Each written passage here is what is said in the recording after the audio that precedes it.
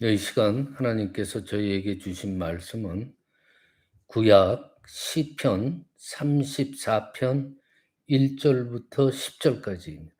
구약 성경 825 페이지입니다. 구약 성경 825 페이지 시편 34편 1절부터 10절까지입니다. 뜻을 잘 생각하시면서 한 목소리로 함께 봉독하십니다. 시작. 내가 여호와를 항상 송축하며 내 입술로 항상 주를 찬양하리이다. 영원히 여호와를 자랑하리니 공고한 자들이 이를 듣고 기뻐하리로다. 나와 함께 여호와를 광대하시다 하며 함께 그의 이름을 높이세. 내가 여호와께 간구하며 내게 응답하시고 내 모든 두려움에서 나를 건지셨도다. 그들이 주를 앙망하고 광채를 내었으니 그들의 얼굴은 부끄럽지 아니하리로다. 이 공고한 자가 부르짖말 여호와께서 들으시고 그의 모든 환난에서 구하셨도다. 여호와의 천사가 주를 경외하는 자를 둘러 진치고 그들을 건지시는도다. 너희는 여호와의 선하심을 맛보아 알지어다. 그에게 피하는 자는 복이 있도다. 너희 성도들아 여호와를 경외하라. 그를 경외하는 자에게는 부족함이 없도다. 젊은 사자는 궁핍하여 줄일지라도 여호와를 찾는 자는 모든 좋은 것에 부족함이 없으리로다. 아멘. 네, 오늘 말씀의 제목은 하나님의 선하심입니다. 오늘 말씀의 배경이 있어요. 성경을 보시면요, 오늘 그 본문에 그 소제목이 있어요. 위에 그 소제목에 뭐라고 써 있냐면 다윗이 아비멜렉 앞에서 미친 채 하다가 쫓겨나서 지은 시라고 했습니다. 다윗이 위기에 빠질 때가 있었는데 이때 미친 척한 연기를 해서 그 위기를 모면한 적이 있었습니다.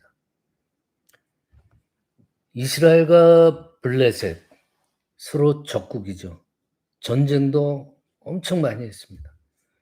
그때 다윗이 블레셋 군대의 장군인 거인 골리앗을 맷돌로 쳐서 죽였죠. 그리고 그 일로 인해서 다윗은 유명세를 탔습니다. 그래서 이스라엘 백성들이 다윗을 치켜 올려줬어요. 심지어 그 당시에 이스라엘의 왕이었던 사울 왕보다 다윗을 더 높이 올려줬어요. 백성들이 뭐라 그래요? 사울이 죽인 자는 천천히요, 다윗은 만만이로다 그랬어요. 다윗을 더 높게 쳐였어요. 다윗의 인기가 이렇게 높아지니까 사울은 시기하고 위기를 느껴요. 그래서 사울 왕은 다윗을 죽이기로 아예 작정을 해요. 다윗은 이 사울 왕의 추격을 피해서 도망을 다니는 신세가 됩니다. 자, 한 나라의 왕이 그에 딸린 군대, 어마어마한 군대가 다윗 그 한 명을 죽이려고 쫓아다니니까 다윗이 얼마나 두려웠겠습니까? 그래서 다윗이 결심한 것이 뭐냐면은, 아니 블레셋이 적국인데 어떻게 결심을 하냐? 아예 적국인 블레셋으로 도망가자. 그 적국 땅까지는 쫓아오지 않겠지. 그렇게 생각했어요. 얼마나 다윗이 절박했으면은 전쟁의 상대방인 적국인 블레셋으로 도망을 갔겠어요. 근데 다윗이 블레셋으로 도망갔다가 더 큰 두려움에 빠져요. 블레셋의 가드 왕 그 아기스의 신하들이 다윗을 의심하는 거예요. 아니 저놈은 골리앗을 죽인 다윗인데 쟤를 뭘 믿고 우리가 받아들이냐 이거예요. 다윗이 사울을 피해서 살고자 아기스 왕에게로 왔는데 오히려 이제 살려고 왔다가 죽게 생겼어요 거기서 또. 그래서 거기서 살아남을 방법을 생각해 냅니다. 뭐냐? 미친 척하는 거예요. 내가 이렇게 제정신이 아니니까 당신들을 위협할 능력도 없고 그럴 정신도 아니다. 이걸 보여주는 거예요. 그 당신들한테 위협적인 존재가 아님을 그들한테 보여주기 위해. 막 문짝에다가 끄적끄적거리고 그리고 침을 질질 흘리고 수염에 그냥 침이 뚝뚝뚝뚝 떨어지게 만들고 미치광이 흉내를 내는 거예요. 그 아기스 왕이 그 미친 척하는 다윗을 보고 어떡합니까? "야 저거 꼴 보기 싫으니까 내쫓아 버려. 어찌하여 저런 놈이 내 집에 들어와 있냐." 그래 가지고 다윗을 신하들이 나와 가지고 다 다윗을 내쫓아 버려요. 그래서 사는 거예요 거기서. 미친 척해 가지고. 무사히 도망 나와서 다시 이스라엘 땅으로 돌아오게 돼요. 자, 이 스토리를 통해서 다윗은요. 진정한 피난처가 어딘지를 느끼게 되는 거예요. 이 세상에 어디를 가도 피난처가 될 수가 없구나. 하나님이 진정한 피난처구나. 그것을 경험하게 되는 거예요. 우리가 환난 당할 때 정말 안전한 피난처를 찾기 마련이에요. 물리적인 장소라든지 아니면 마음적으로 평안한 곳을 찾기 마련이에요, 환난을 당하면. 우리가 무엇을 피난처로 삼겠습니까?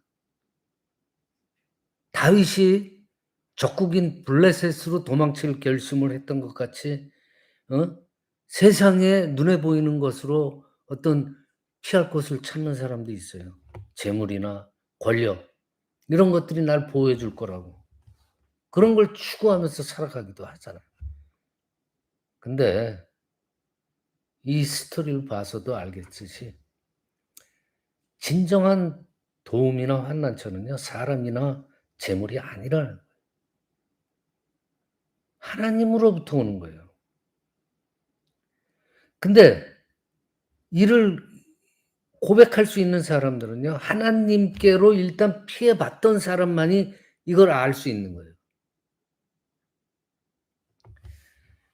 하나님께로 피하는 자, 그런 자가 하나님의 구원을 맛볼 수 있잖아요. 하나님의 구원의 그 선하심을 맛볼 수가 있는 거예요. 하나님한테 가야지 맛볼 수 있죠. 그쵸?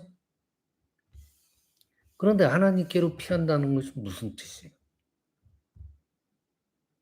간다는 거예요? 아니죠. 하나님께서 우리를 어떠한 환난에서도 구해 주실 것을 그냥 무조건 믿는 거예요. 그러면서 간구하면서 의지하는 거예요.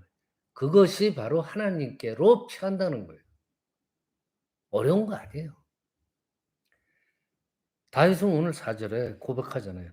"내가 여호와께 간구하매 나한테 응답하시고 나의 모든 두려움에서 나를 건지셨도다."라고 했어요. 고백을 해요.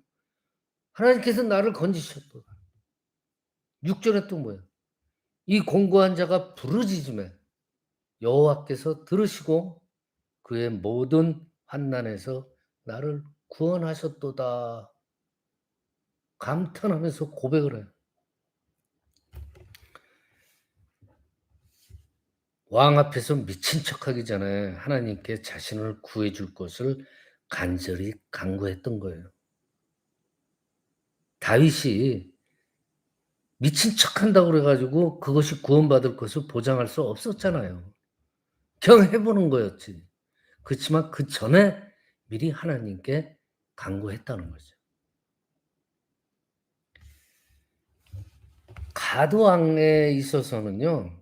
저 미친 다윗을 쫓아버리는 것보다 그 자리에서 블레셋에서 대적했던 일을 어 그거를 얘기를 하면서 다윗을 죽이는 것이 더 쉬운 일이었을 것일지도 몰라요.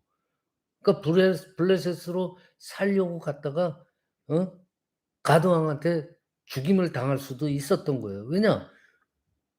골리앗을 죽였잖아요, 돌매 팔매질로. 그것 때문에라도 죽을 수 있는 충분한 이유가 있었는데 그냥 꼴 보기 싫다고 내쫓아 버린 거예요. 이 사건을 다윗이 경험을 하면서 '이게 과연 우연일까?' 생각하지 않았어요, 다윗은. 우연이라고 절대로 말하지 않아요.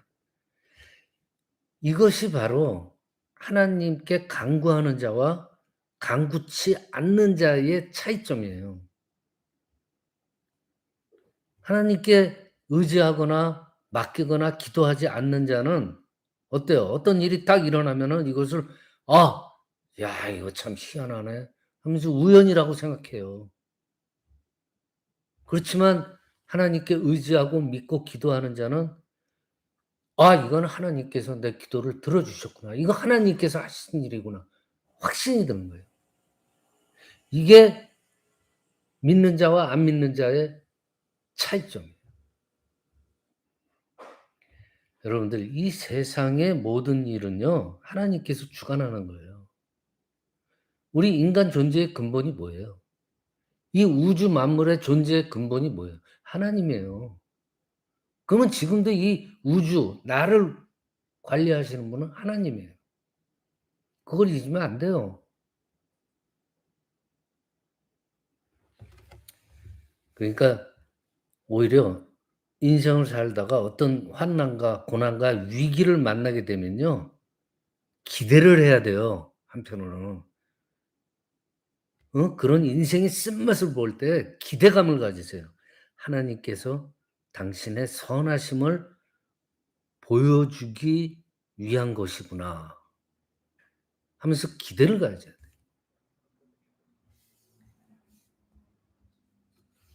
하나님의 그 선하심을 경험하는 자들, 당연히 의로운 삶을 살아가는 자들이 경험하게 되겠죠.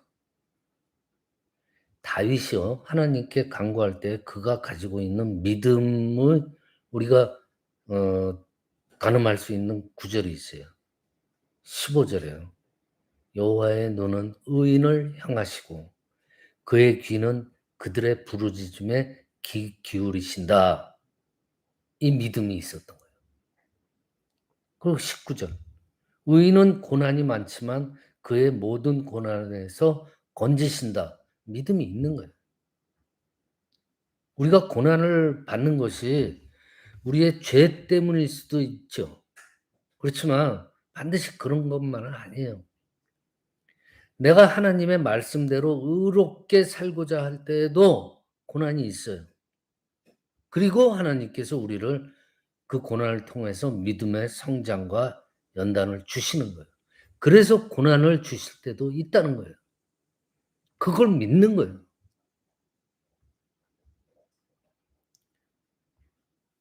사울 왕이 하나님의 뜻에 불순종할 때 하나님은 다윗을 왕으로 세우시고자 사무엘 선지자를 통해서 기름을 부으셨어요. 그럼에도 불구하고 다윗은 고난을 받잖아요. 하나님께서 축복한 다윗인데 그 축복 속에 고난이 또 있는 거예요. 그런데 이 다윗은 이 고난의 과정을 통해서 하나님의 선하심을, 하나님의 뜻을 알게 되는 거예요.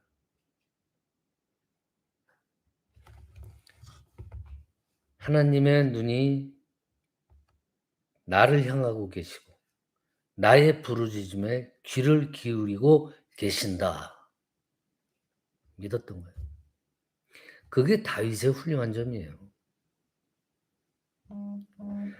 하나님의 말씀대로 살다가 우리는 세상에서 다윗과 같이 손해도 보고 고난도 당하고 정말 죽기까지 위험한 상황에 처해 있다고 할지라도 여러분들 그것 때문에 너무 실망할 필요가 없다는 거예요. 우리가 어떠한 상황에 처해 있다고 할지라도요. 하나님의 뜻대로 의롭고 살아갈 때 궁극적으로 우리는 하나님의 선하심을 맛보게 된다는 거예요. 말씀을 마칩니다. 우리가 정말 어려운 시대예요. 뭐 어느 시대나 다 어려웠겠지만 요새는 이 시대는요 더욱더 정말 황당합니다. 어려운 시대고 정말 타락한 시대인데 우리가 이런 세상을 살아가면서 어떤 쓰디쓴 환경 그런 걸 경험, 고난 이런 걸 경험한다고 할지라도 뭐가 있어요? 하나님이 계시잖아요. 하나님의 선하심을 맛보게 하시는 그 하나님을 기대를 하는 거예요. 이 역경 속에서도. 그래서 다윗처럼 하나님을 피난처로 삼고 늘 하나님을 간구하는 그러한 삶을 살아가는 우리 모두가 되시길 이 시간 간절히 축원합니다. 기도드립니다. 아버지 하나님 감사합니다. 진정한 도움은 사람이나 재물이 아니라 하나님으로부터 오는 것을 믿습니다. 이를 고백할 수 있는 사람은 하나님께로 피했던 자만이 이를 알 수 있음을 또한 믿습니다. 위기 때 도리어 하나님께서 베풀어 주신 선하심을 깨닫게 하여 주시옵소서. 그리고 하나님께 간절히 간구함으로 하나님의 선하심을 경험하는 은혜가 있게 하여 주시옵소서. 저희들 어떤 상황에 처해 있다가 할지라도 하나님의 뜻대로 의롭게 살아갈 때 하나님의 선하심을 맛보게 되는 줄로 믿사옵나이다. 거룩하신 우리 주 예수 그리스도의 이름으로 기도드리옵나이다. 아멘.